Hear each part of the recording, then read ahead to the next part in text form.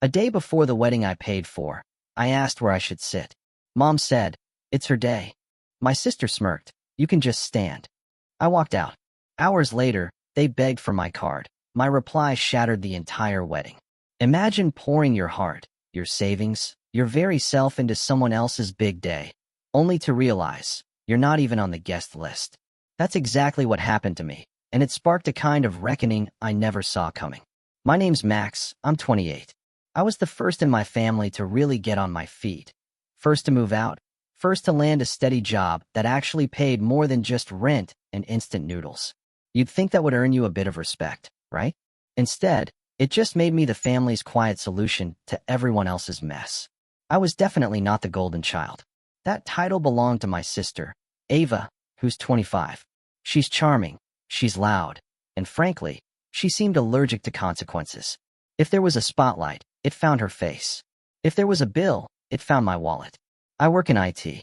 I like lists, receipts, calendars. I like things that add up. My parents? They like stories that make them look generous. Family takes care of family. My dad would always say when he needed something. My mom would soften it. "You know how much we've done for you, sweetheart." The math was always vague. The guilt, however, was always crystal clear. I don't hate my family. Really, I don't.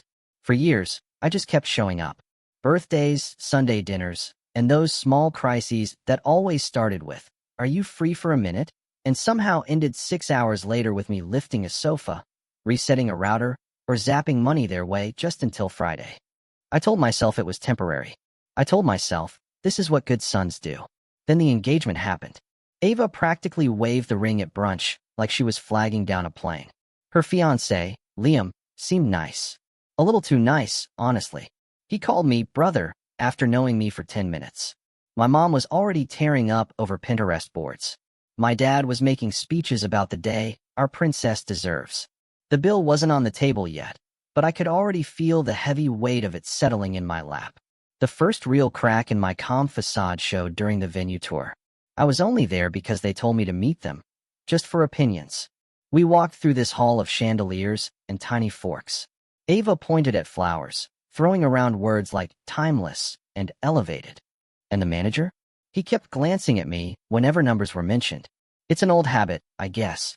When people want commitment, they look for the person who looks like they do spreadsheets. That's always been me. Weeks passed. Deposits materialized, then vanished. My card went down for temporary holds more times than I could count. I kept the peace.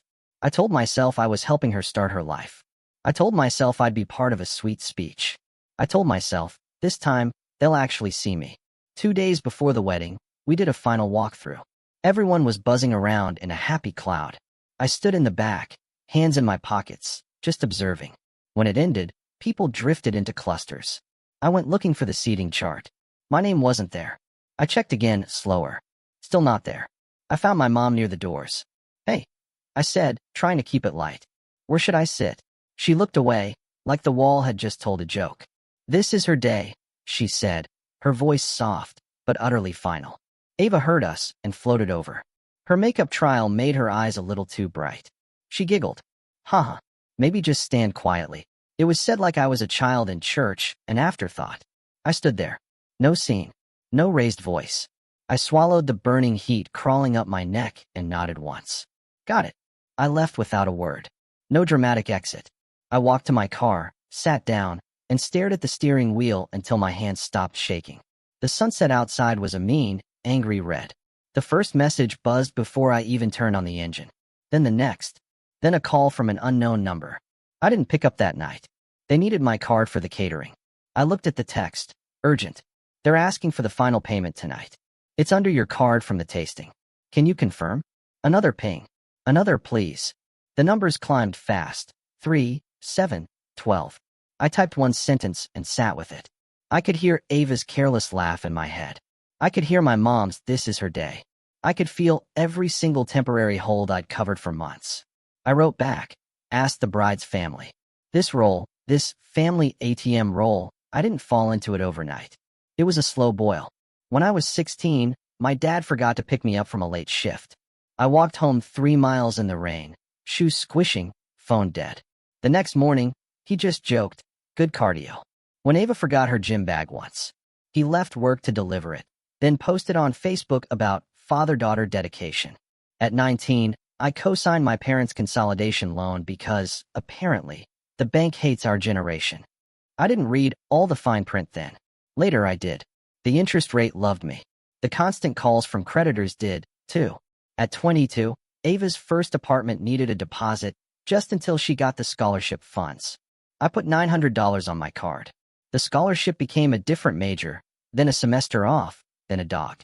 The deposit became a memory and a photo of that dog in a sweater. By 25, I had a spreadsheet. I literally named it Family. It had columns: date, request, amount, promised return, actual return, notes. The notes section saved me from gaslighting. Mom, we'll pay you Friday. Paid, $0. Sent heart emoji. Dad, we'll split it. Split means 100 to 0.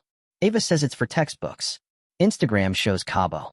When Ava got engaged, I actually told myself it would be different. She'd grown up. Liam seemed decent.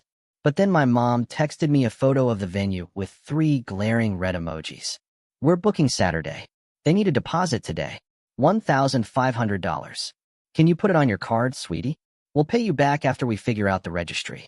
I said yes. It was a reflex, like checking a box. Then came florals, just to secure the date, $750. DJ, they're running a promo, $300. Photographer, she's in high demand, $1,200. The tailor for Liam's suit, he can't use Afterpay, long story, $260. Each one was temporary. Each one landed on the same card. I tried to set boundaries in small, polite ways. Me, let's put everything through one wedding email and a shared tracker. Mom, oh, Max, don't make it complicated. We trust you. Ava, also LOL. Can you add custom neon to the tracker and a champagne tower? OMG, we had a planning group chat. It vibrated like a hive, 188 messages in one day. I read every single one. My name came up mostly attached to verbs. Max will, Max can, Max already did. On the rare occasions I replied with a question like, who's handling the remaining balance? The chat would go quiet, then shape-shift into discussions about what color napkins and whether to do pedal toss or bubbles. I even tried to talk to my dad in person. No phones, no emojis. He poured himself coffee and leaned on the counter like a referee.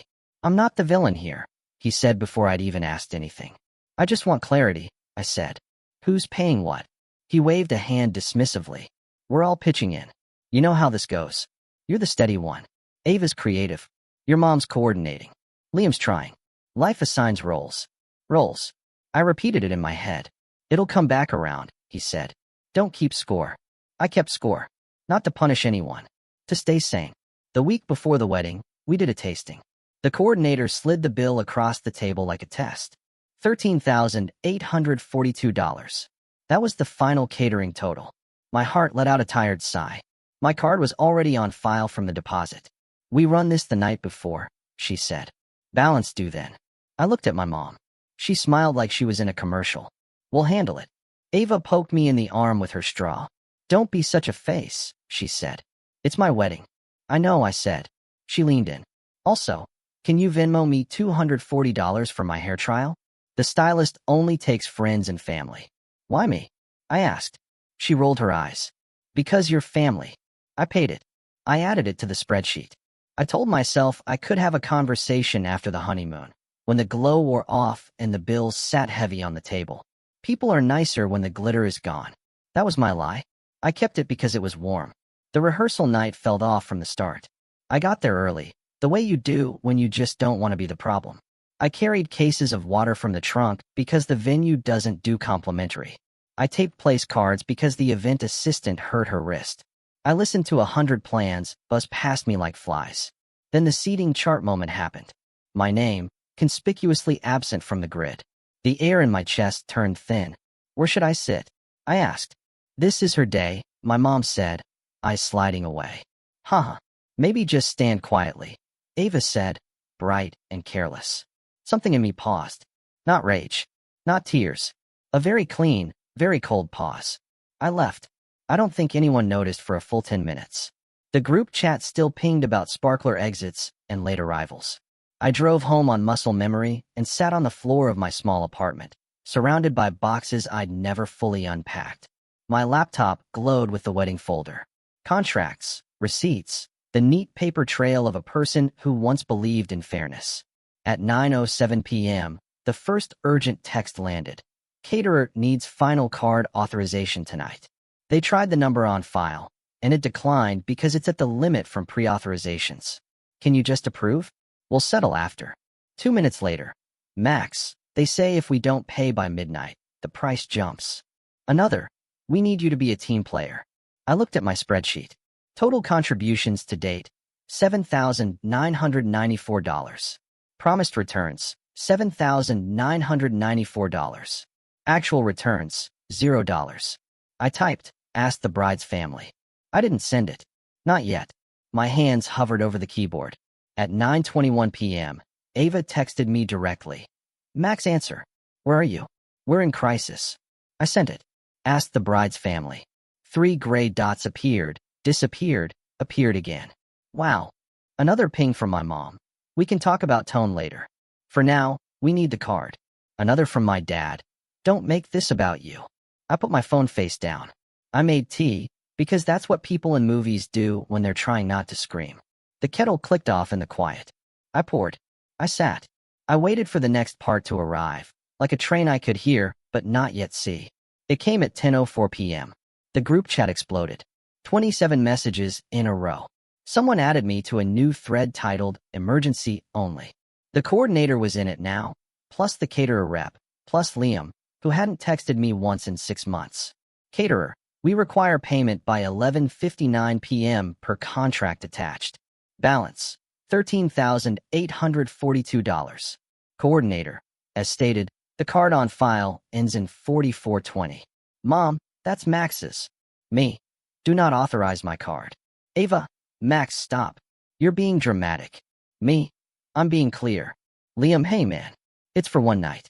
We'll settle up Monday.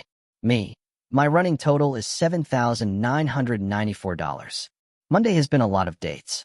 Caterer, please advise. My phone lit up with calls. Mom, 2. Dad, 1. Ava, 4. Liam, 1. I didn't pick up. Then a text from a number I didn't have. It's Aunt D. Honey, be reasonable. Your mother is in tears. Another number. Uncle J, this is not the time. Another. Grandma, I thought we raised you better. They had my number when it was convenient. They had their boundaries when it wasn't. At 10:19 p.m., I drove back to the hotel. Not for a scene. For my keys. I'd left my house keys in my jacket at the rehearsal. The lobby smelled like lemon and stress. I took the elevator to the conference level where the bridal suite buzzed. Ava saw me first. Finally, she said, give Mom your card. I didn't step inside. I leaned on the door frame. No, I said. The room stilled. Hairspray paused midair. My mom's mouth pressed into a thin line. Max, she started, that tone that meant I was about to be cast as the selfish villain in a play she'd rehearsed for years. This is your sister's wedding. I know what it is, I said. I've been paying for it. Watch your tone, my dad said from a corner chair, like a security guard who'd finally found a rule to enforce. Liam tried to be the bridge.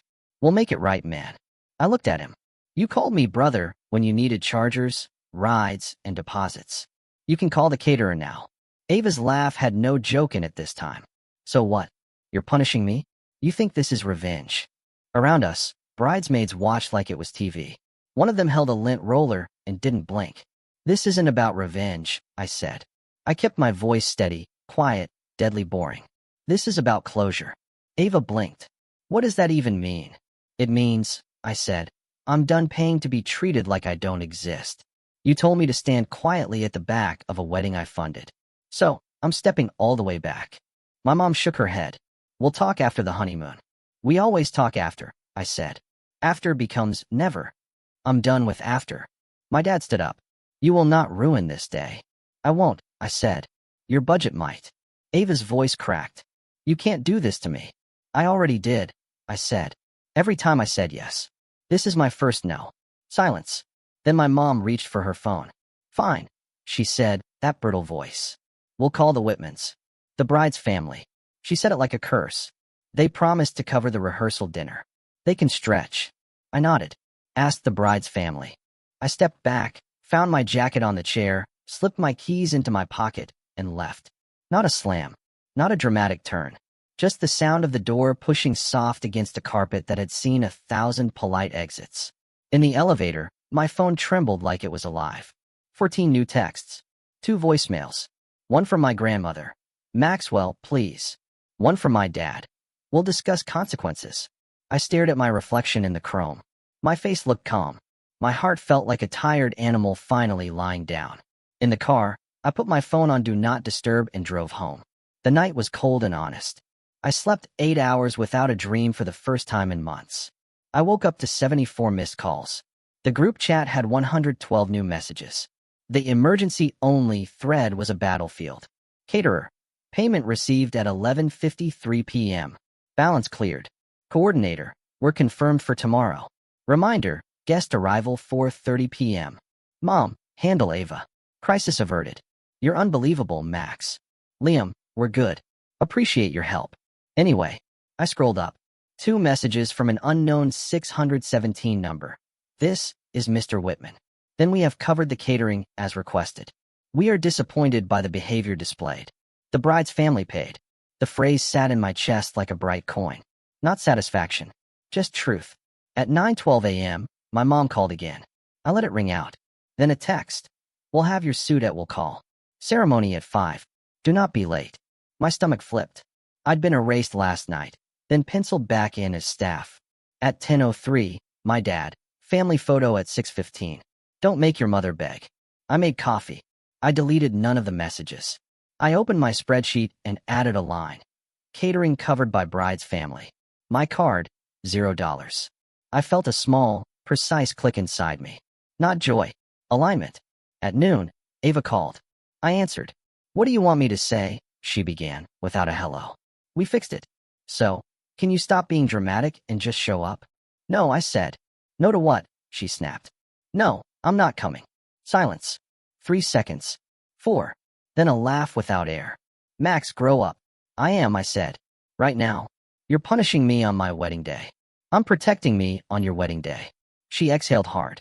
Mom is crying. She cried when the Whitmans pushed back too. I said. She'll recover. You're going to regret this, she said. I already regret plenty, I said. This won't be on the list. I hung up. I put my phone on the counter and paced the 6 steps of my kitchen. The quiet felt wrong and right at the same time. My hands wanted to do something. Print a timeline, iron a shirt, fix a crisis. There was no crisis assigned to me anymore. The day spread out in front of me like a blank form waiting for my name. At 2:47 p.m., Aunt D texted, I saved you a seat near the back. I stared at the sentence for a long time. A seat near the back. The generosity of crumbs. At 3:10, Liam sent a long paragraph. Something about stress. Something about understanding each other, man to man. Please, he wrote. I typed, I'm out. I showered. I sat on the edge of my bed with a notebook I'd been ignoring. I wrote 2 lists. Keep, my sanity. My paycheck. My weekends. My phone number. Muted. Lose, the group chat. The idea that I owe anyone for existing. After we'll settle. Standing quietly. At 4:30 p.m., I imagined guests arriving. I've done enough events to picture the flow. The coat check line. The photo station. The row of candles no one needs. The string quartet that sounds like a rich hospital. I pictured my mom greeting people like she owned the venue. I pictured my dad shaking hands like he was running for something. At 5:02, my grandma called. I answered. Maxwell, she said, her voice small. Are you here? No, Grandma. I said, softer than I felt. I'm home. She sighed. Your mother is a mess. I know, I said, but I can't fix her. She went quiet. You were always the fixer. I resigned, I said, trying to make it sound like a joke. It came out like a fact. Are you coming to the reception? She asked. No, a pause. Okay, she said finally. I love you. I love you too. At 5:30, photos started to show up from cousins. Group shots. Ava in white. Liam smiling like it was easy. My mom's captions were sunny. No one tagged me. When I didn't give the day money, the day didn't give me a name. At 7-Eleven, I got a photo of the family table. My chair was filled by a man I didn't know. The card in front of him read, Maxwell. He looked like he thought he was doing me a favor by existing in my outline. At 8:02, the first problem. Dad, they're asking about the open bar. Manager says our tab is pre-limited. Can you come by and extend? The assumption jumped off the screen and landed on my chest. Can you come by? Like I was the bartender. Like I was on call. Me. No, Dad, don't be petty. Me. Boundaries are not petty. At 8:19, Ava again. The photo booth vendor says the balance is still outstanding, $1,380. This is humiliating. Me. You have a husband and 2 sets of parents. Ava, you're enjoying this. Me. Not even a little. At 9:03, the Whitmans texted me from that 617 number again. We handled the catering as requested. We expect reimbursement from your parents per our agreement. The subtext screamed. They had assumed my parents would pay. My parents had assumed I would. I had assumed someone would do the right thing if I did not. That third assumption finally landed. At 10:12, I got a video of the first dance. I watched it once. They looked happy. I didn't feel spite. I felt tired. I closed it and went for a walk in my neighborhood. It smelled like laundry and rain. I turned my phone off at 11 o'clock. When I turned it on the next morning, the messages had shifted from anger to negotiation to control to quiet. The last one, at 1:43 a.m., was from my mom. We'll talk tomorrow. You made everything harder. But we are family. Tomorrow came. I didn't answer the door when they knocked. 3 times. I didn't answer the phone. 9 calls. I didn't answer the text that said, we need to settle accounts. I sent 1 email instead, with a PDF attachment, my spreadsheet, with a new tab simply titled Wedding. It had dates, amounts, payers, the catering line with Whitmans, the photo booth with TBD. At the bottom, I wrote, all future requests must be in writing with who pays, when, and how. My default answer is no. Within an hour, my dad replied. 1 sentence. You think you're better than us. I typed back. I think I'm separate from you. Then I silenced the thread and began to rebuild my weekend. I did laundry. I cleaned the stovetop I'd been ignoring. I made a grocery list. I set my phone to filter unknown numbers to voicemail. It felt like moving furniture in my head. Hard at first, then roomy. The fallout lasted weeks.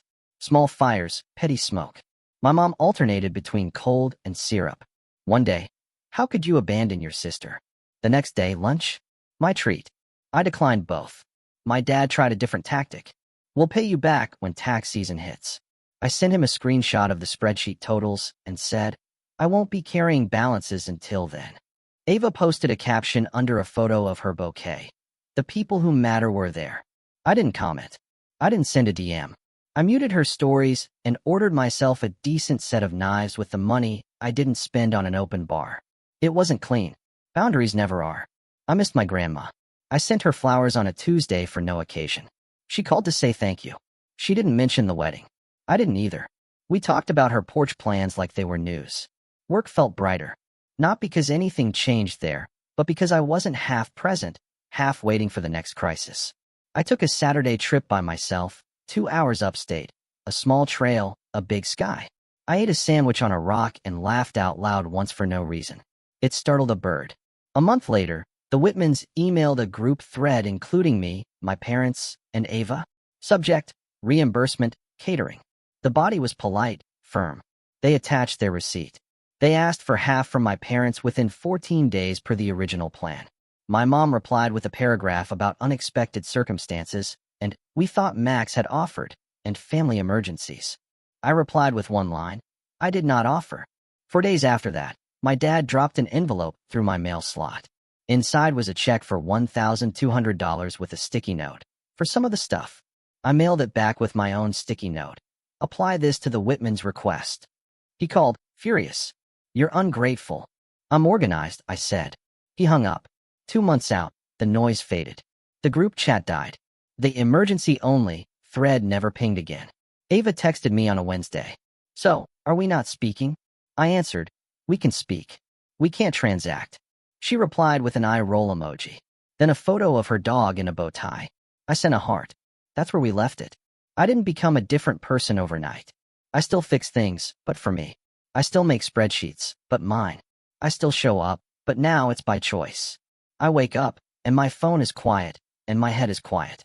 And the quiet isn't a punishment anymore. It's a boundary breathing. Here's what I know now. I'm not the family ATM, or the extra seat, or the invisible hand under the table passing the bill to the waiter. I'm not standing quietly at the back of my own life so someone else can look centered in theirs. I don't owe anyone proof that I'm kind. I owe myself proof that I can stop when it hurts. So I did. I won't pay to be disrespected again. I won't sit in a chair that has my name on it if the only reason it does is because someone needed a wallet attached to a body. I won't sign my name to a crisis I didn't create. I'm building a new routine that fits in the space I cleared. Coffee runs, calls I initiate, visits I plan, gifts I choose. If they want me at a table, they'll put my name there before the bill arrives. If they don't, I have my own table. And at my table, I decide the seating chart.